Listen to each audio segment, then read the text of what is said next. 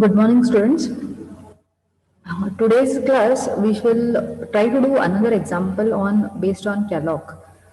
Okay, so the program statement is we are going to try to allocate memory using dynamic memory location, and we need to calculate the sum of the basically we're going to accept elements from the user. Okay, basically it's like an array where you try to accept elements from the user, and the elements that the user enters, we need to first identify whether the given element is even number or whether it is an odd number.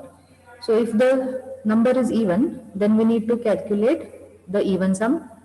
If the number that is entered is odd, we need to calculate the odd sum. So you have already done this program in C, wherein you accept a set of elements from the user, check whether the number is given number is even or odd, and then calculate their respective even sum and odd sum. So that same thing, the same program, we need to implement it using dynamic memory allocation.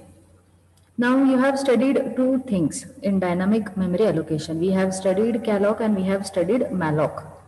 So now you may be in a confusion like when do we use calloc and when do we use malloc?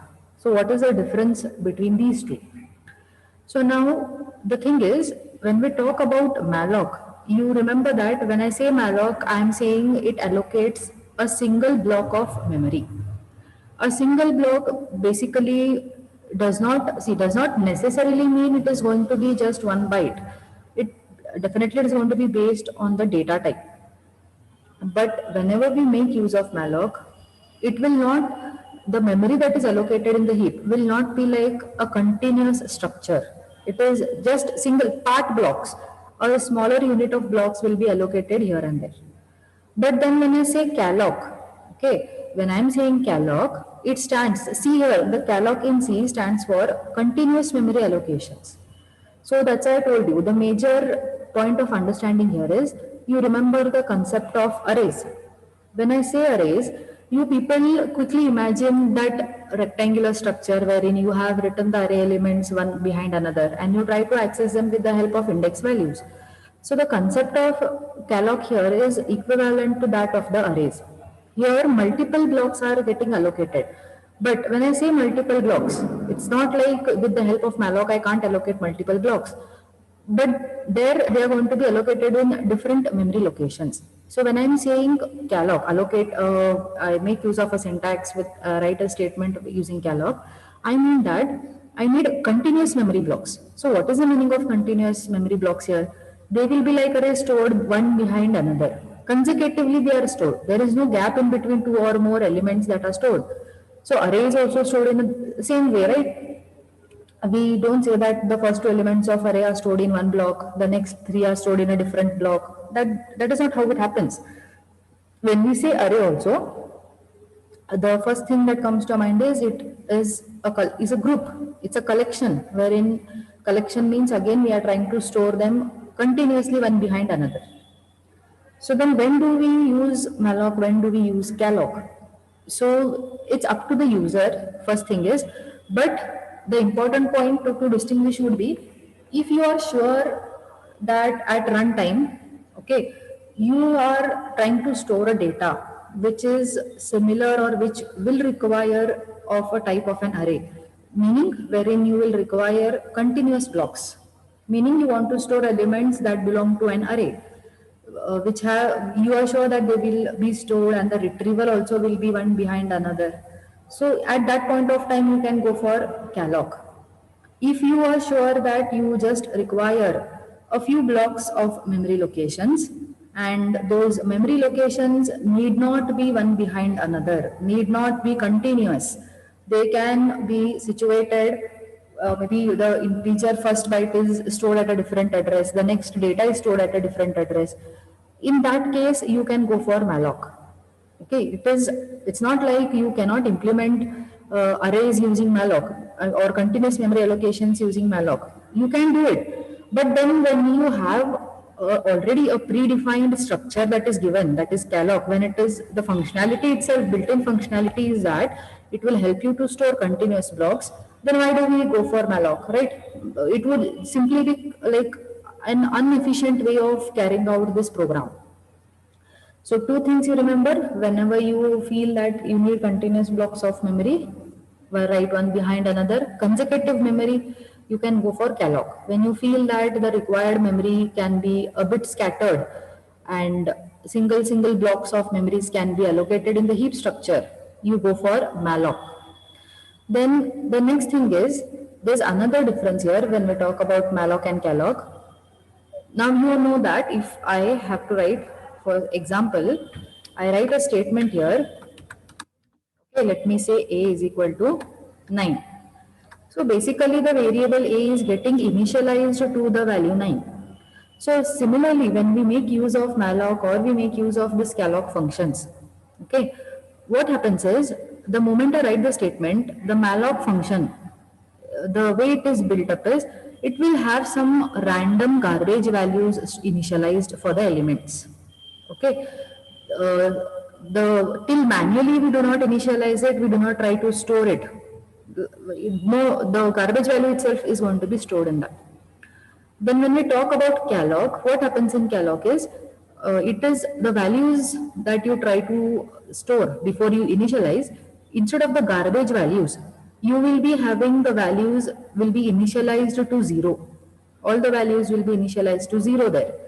So this is one difference, but then this again is at the architecture level, wherein malloc, when we try to allocate the memory using malloc, you can see that the values are garbage values till the initialization has not taken by a programming statement. The difference in calloc is, for the calloc, the elements that you declare will be initialized to 0.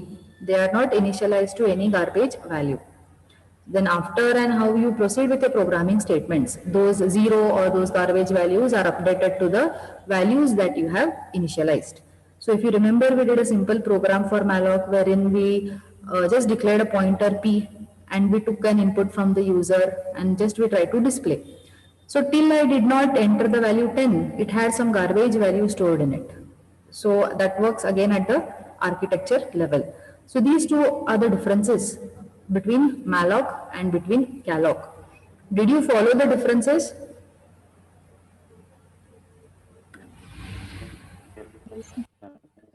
Is Siddharth Burji there in the meeting?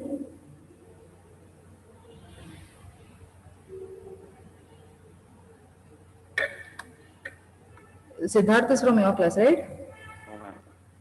Siddharth Burji is not in this class. Yes, ma'am. He's in this class, ma'am. Okay, I guess he's not in the meeting. He had asked me this doubt. I told him I'm clear, but I guess then he's not there. But anyway, others, are you clear with the differences? It will be asked for 2 marks. Yes, ma'am. Marks wise is not important, but then the concept wise, at least you need to understand why you may have the question. We are learning so many techniques about dynamic. When do we use calloc? When do we use malloc?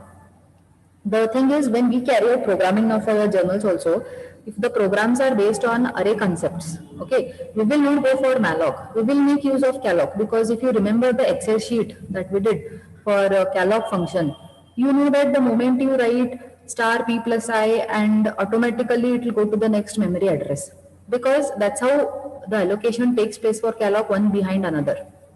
That is equivalent to saying that it is like an array only. So then when calloc itself is giving you the built-in feature and facility there, why do you go for a complicated way, that is go for malloc and go for separate memory allocations? So you need to remember malloc, a single block will be allocated, calloc, continuous memory blocks will be allocated. In malloc, the values are initialized automatically to garbage values, and for calloc, all the variables or the values that you declare, till you do not initialize it, they will be storing the value 0 in the memory. Once you initialize, write the statements, the value gets updated. Now let's try to do this another example before we move to realloc, because realloc is like very easy concept and just one program. Let's do another example to calculate the sum of even and odd numbers by accepting input from the user. So we'll do it using calloc. So can you help me, all of you, to declare we need certain variables. So what would be the variables? Firstly, we would require a pointer variable, again because we need the pointer to point to the dynamic memory allocation. So let me say that I declare a pointer P. Then we need to calculate the sum of even numbers. So let me take a variable called as esum, which stands for sum of even numbers. And definitely we need to initialize it to 0 currently because we still haven't started with the iterations there. Then I require another variable now to calculate the sum of odd numbers. So I'll say osum, and let me initialize this also to 0. Then we are going to make use of calloc, which means there's going to be continuous memory allocations again. So instead of trying to accept input from the user every time, let's have a loop. So for the loop, let me have an iterator variable I. Then another thing is, we will first ask the user, how many elements do you want to enter? Okay, so based on his number n, like what he enters, we will try to have the iterations. So another variable n to accept input from the user. So what is going to be my first statement after the variable declaration is done? Can anyone help? We need the value of n, ma'am. Yes, we will need the value of n. So let me accept it from the user. Let me ask him how many elements.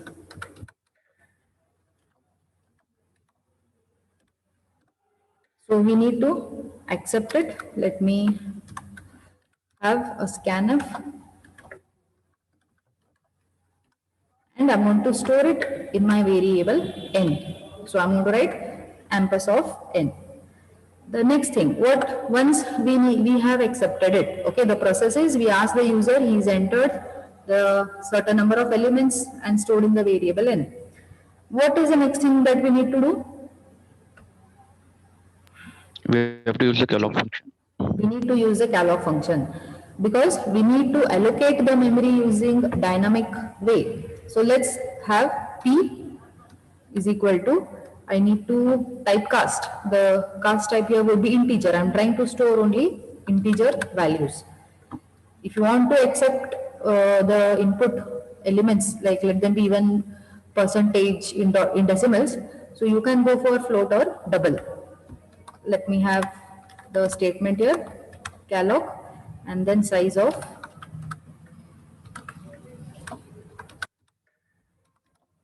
int.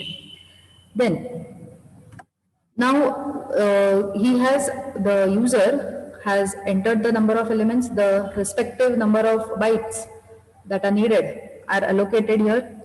So the next thing would be we need to accept it and we need to store it, right? We need to store it in the memory. So for that, let me have a for loop.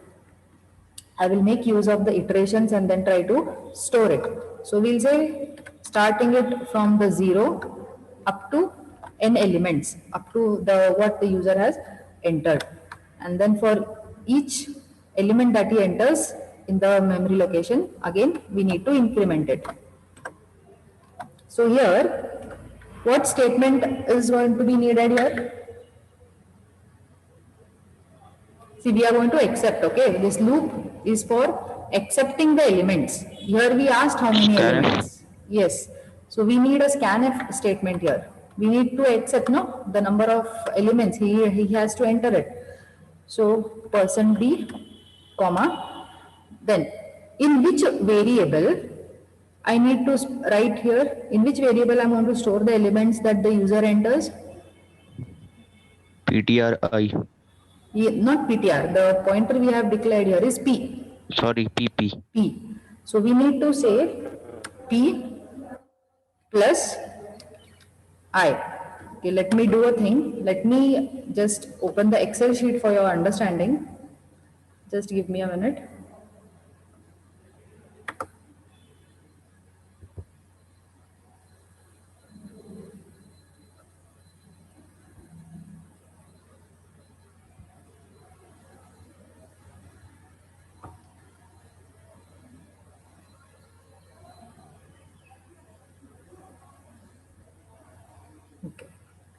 So this is your Excel sheet, okay? Now you should be able to answer. What I want is, you know that we have the heap memory, basically dynamic allocation talks about heap memory.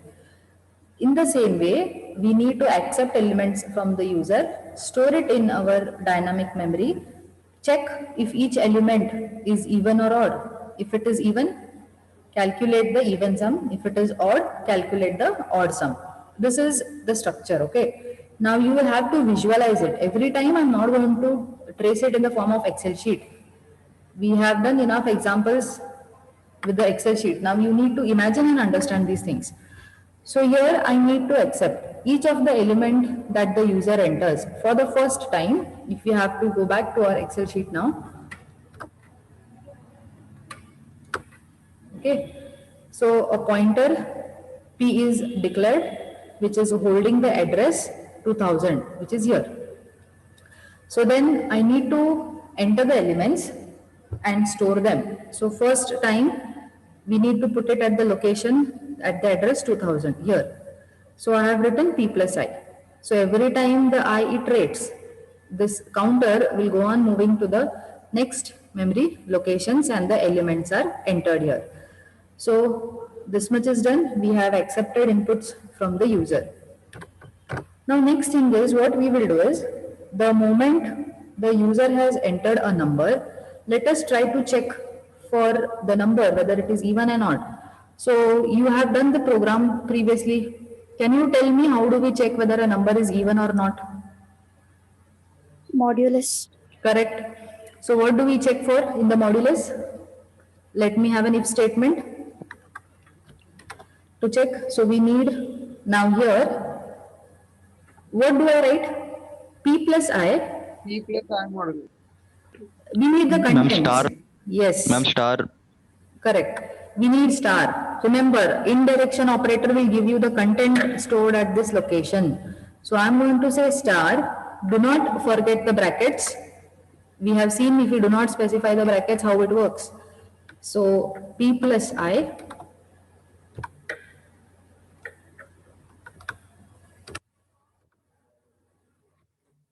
Just a minute, my keyboard has stopped working.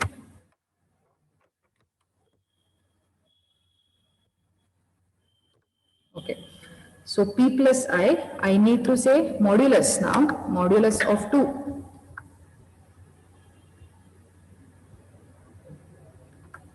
Now you know that if the remainder, right, we are checking for the remainder. If the remainder of this particular digit is equal to 0, that is going to be an even number. You have usually done the, by accepting it normally, what you would do is, you have written the statements just like say 3 mod 2.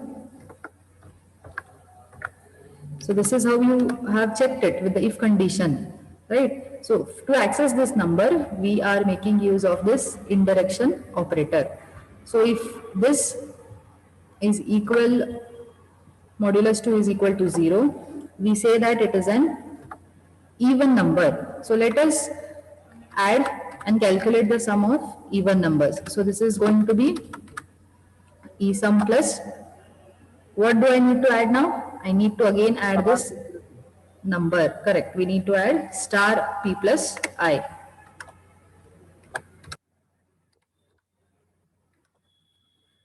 So this is the even sum. P plus I. Ma'am, P plus It have become Yes, yes. equals. Yes, thank you. It's P plus I. Then I'll say else. We will calculate the odd sum. Both are initialized to 0 initially. So we say odd sum plus star P plus I.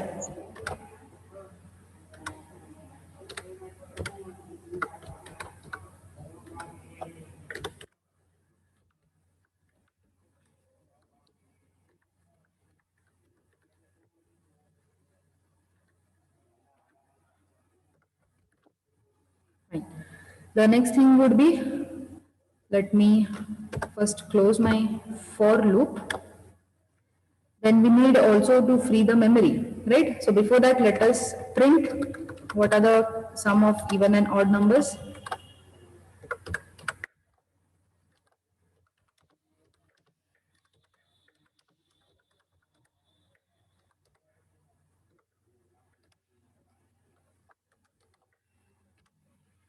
Right, ESUM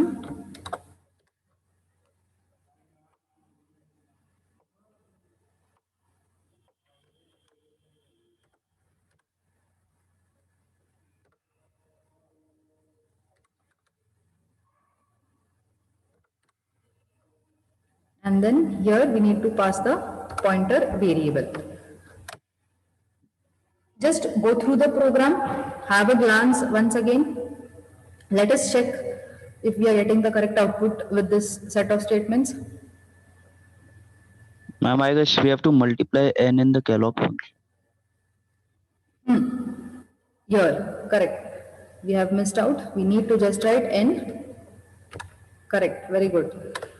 So one error is done. Anything else? Okay, let's check now.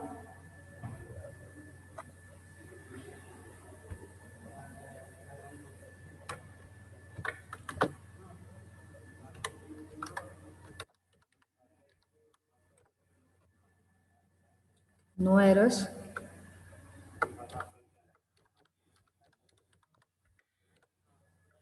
So let me say I will just have 3 elements. So what would be the elements? Let me enter one odd number and 2 even numbers. So let's check the output. Correct? Sum of even numbers, that is 2 and 4, correct, the 6, and sum of odd numbers, since only one digit is entered, that's going to be the sum, it's 1. We could have written another statement here to prompt the user, please enter the elements, right?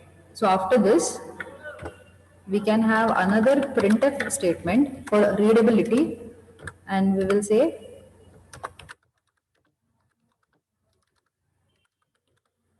enter the elements.